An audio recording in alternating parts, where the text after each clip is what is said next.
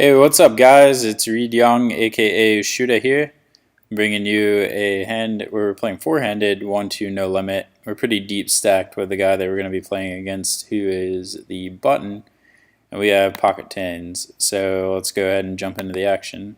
We raise. The button calls, and both of the blinds fold. Now the flop comes ace 9-2. Pretty ragged here. And we continuation bet 9 into 15. I think it's a good play. The sizing is good for it, and we can get some value from worse hands while also balancing with our continuation betting range, which is likely to be pretty wide given the board texture. Not too much to talk about there.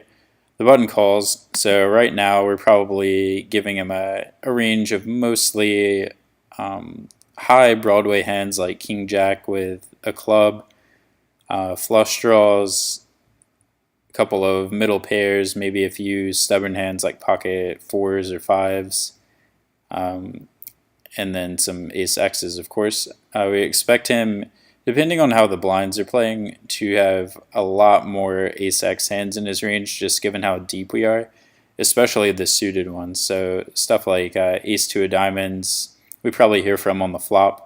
But I wouldn't be surprised if he has at least, the three other ace-5 suiteds in his range, and he might still be slow playing. So we bet the turn 26 into 33. I think it's on the larger side for what we really need to accomplish with any of our range, which is essentially either getting value from a hand that has a pair plus draw, trying to fold out a hand like pocket eights with a semi-bluffing hand with hopefully, a club for backup.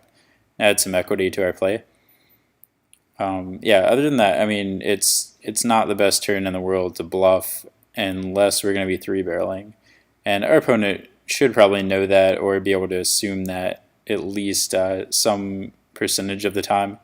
So, you shouldn't be calling the turn with a hand like pocket eights with a club and then be very surprised when we bet the river. So I think you have a good shot at folding a lot of weak hands on the turn, like maybe even 9-8 of diamonds. Anything better than that, I think we're going to get called from.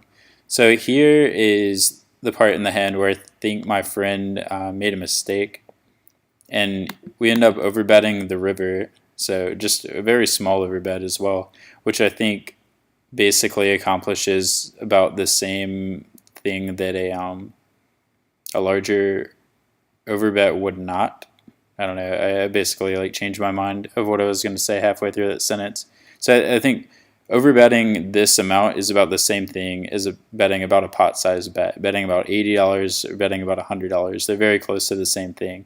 If we wanted to try to fold out a hand like ace 10, I think we need to bet a lot larger, something maybe like 140 or so.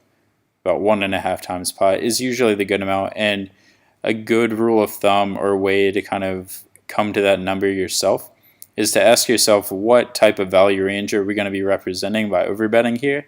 And it looks like it's just straights and higher, maybe not even a straight. And if our opponent thinks it's not even a straight, then really we're representing a flush or air.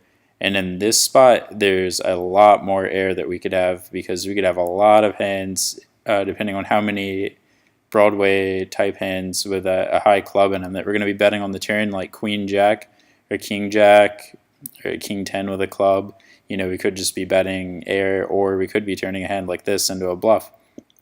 So I like the idea in principle about making a thin turn value bet and then turning your hand into a bluff on some rivers. However, I just don't think this is the river to do it on. So we bet 100 into 85, and our opponent ends up folding, which I was pretty surprised about, because to me it looks like we're representing about 8 combinations of hands that would be a flush versus a lot more combinations that are just missed Broadway type hands. And if our opponent assumes we're going to be overbetting with only flushes and those types of hands, which, to be honest, our range could even be more weighted toward air, I highly doubt that we're going to be folding out any better hands. So I think also the 3 on the river, the offsuit 3 on the river, might polarize our range even more.